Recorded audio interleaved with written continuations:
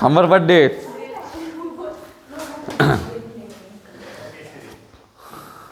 चलिए सुन लिया जाए। सुनिएगा, पहला क्वेश्चन समझिए, गौर से समझिए, इसके लिए हम लिखाएं बहुत सोच समझ कर और सुनिएगा। पे कहता है प्रकाश संश्लेषण की दर किस प्रकाश के अधिक होता है। देखिए लिखा हुआ तो साइंस ऑब्जेक्टिव है, ठीक है। पहला क्वेश्चन के आंसर कहता है कि प्रकाश संश्लेषण की दर किस प्रकाश में अधिक होता है। तो जब प्रकाश संश्लेषण जो करता है ना, जब प्रकाश संश्लेषण जब होता है तो सबसे पहले एक चीज समझिए, इसका राइट आंसर तो लाल होगा, लेकिन एक बात समझिएगा कि कभी पूछेगा प्रकाश संश्लेषण, क्या पूछेगा,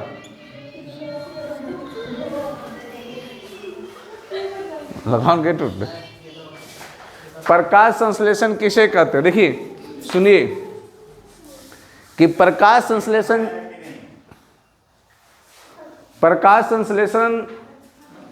किसे कहते हैं। तो जब प्रकाश हरे पौधे सूर्य के प्रकाश की उपस्थिति में, अब पत्तियों में हरे पौधे क्लोरोफिल उपस्थित होता है, वायुमंडल से कार्बन डाइऑक्साइड लेकर वो एक क्या करता है, अभिक्रिया करता है, ठीक है। और ये अभिक्रिया करने के बाद क्या बनाता है, अपना भोजन बना लेता है। इस क्रिया को हम लोग क्या कहते हैं, प्रकाश संश्लेषण कहते हैं। समझा यहाँ। कभी बायोलॉजी से अगर 2 नंबर की क्वेश्चन पूछ देगा तो बना दीजिएगा, बन जाएगा ना सबसे, कि प्रकाश संश्लेषण किसे कहते हैं। तो बताइए प्रकाश संश्लेषण किसे कहते हैं।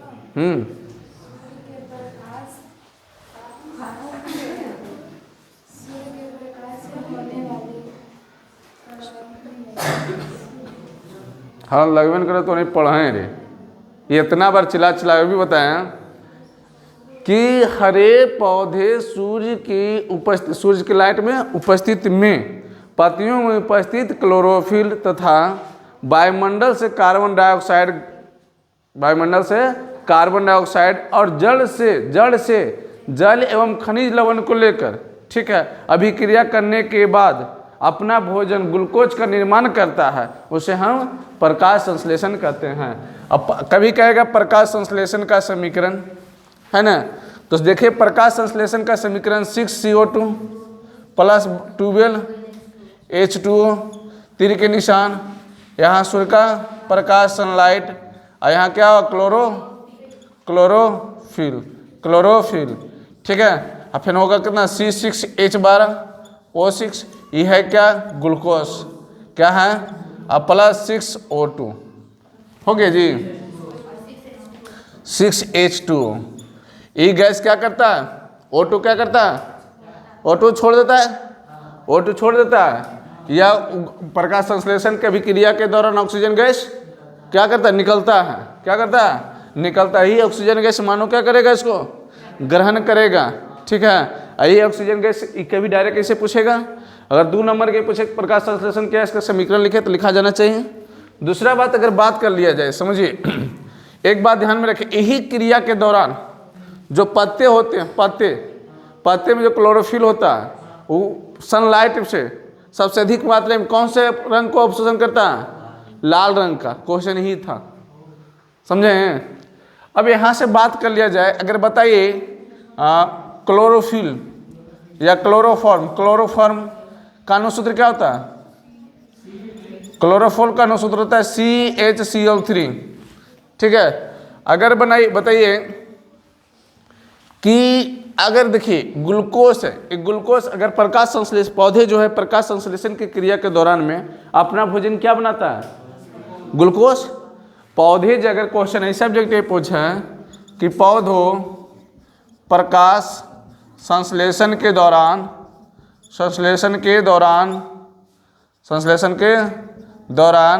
ठीक है, अपना भोजन क्या बनाता है, तो बोले सर ग्लूकोज। क्या बनाता है, ग्लूकोज। अगर बताए तुमसे बोले कि बताओ जी ग्लूकोज में हाइड्रोजन अणु का कितना परमाणु है, ठीक है, ग्लूकोज में हाइड्रोजन अणु का कितना परमाणु है, तो क्या कहिएगा 12। इसी किसी से पूछ दे, कार्बन का 6, हाइड्रोजन का, ऑक्सीजन का, क्लियर। जब भी कॉपी में लिखना समीकरण का जिक्र करके संतुलित करके बार बार बोलते हैं, क्लियर हो गया। अब दूसरा नंबर क्वेश्चन देखा जाए। कहता मानव के शरीर में पसलियों की संख्या कितना है? मानव के शरीर में पसलियों, ठीक है, पसलियों की संख्या कितना? संख्या बोले 24, अगर जोड़ा बोले 12 जोड़ा, ठीक है, जोड़ा बोले तो 12 जोड़ा। अगर बात बताइए, अगर बात बोले कि मानव के रक्त का पीएच मान 7.4, अगर पारस पूछेगा तो मनुष्य का रक्त का 7.0 से 7.4 8 देता है, ऐसे 7 कभी हाँ कभी कभी 8 भी देता है, कभी पूरा नाम देखिएगा तो 4 देगा। अगला देखिएगा, कहता है कि मानव शरीर की सबसे लंबी अस्थियां कौन है? तीसरा नंबर क्वेश्चन है कि मानव शरीर का सबसे लंबा हड्डी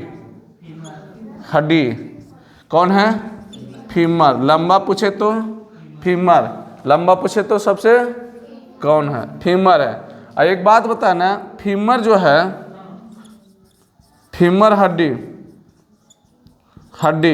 कहाँ पाया जाएगा? जांग में। कहाँ पाया जाएगा? जांग में। और सबसे मजबूत हड्डी भी यही है। अब मजबूत ये तो हड्डी है, ये दांत का एक भाग है, हम हड्डी के नाम लिए हैं। तो हड्डी, दांत हड्डी है, जबड़ा ही। हाँ, तो जो जबड़ा के भाग सबसे मजबूत भाग का, अगर फेस में बोले कि मानव शरीर में सबसे मजबूत भाग कौन सा है, तो दांत का एनिमल, ठीक है। अगला ध्यान में रखिएगा, अगर बाल बोले कि मानव के शरीर में सबसे छोटा हड्डी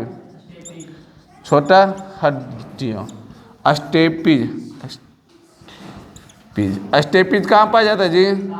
कान में। कितने जोड़े होते हैं जी? अगर जोड़ा बोले तो 2 जोड़ा, ठीक है, कितना? 2। अगर बात करें, चौथा नंबर क्वेश्चन है कि मानव की खोपड़ी में कितना हड्डी पाए जाते हैं? ठीक है, मानव की खोपड़ी में कितना हड्डियों रहता है? तो 29। अरे चेहरा में कितना? 14, ठीक है। अगला देखिए क्वेश्चन है कि निकट दृष्टि दोष एक बीमारी है जो मानव शरीर का संबंधित है किससे? ठीक है, अब जगह है कहाँ? कहते हैं कि निकट दृष्टि दोष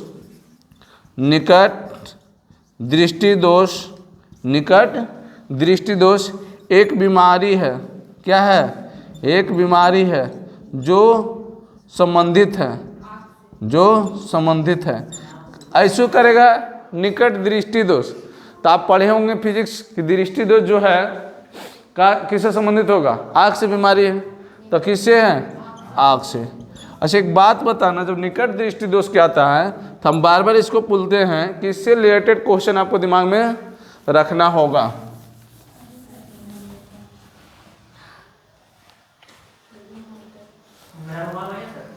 हाँ, मिटा दे इसको, फिर पूछेंगे, फिर बाहर करेंगे।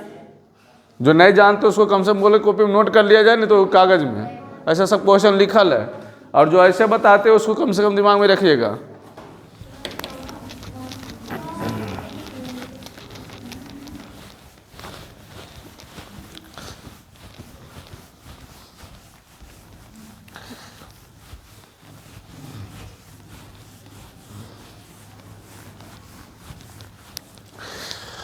अगला सुनिएगा।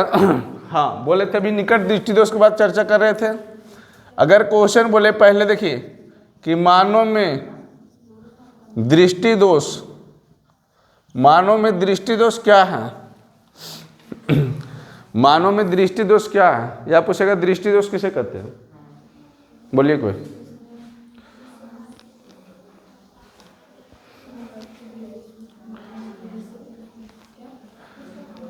लो चुप रहे, इसको फायदा है भाई, बोलो ना।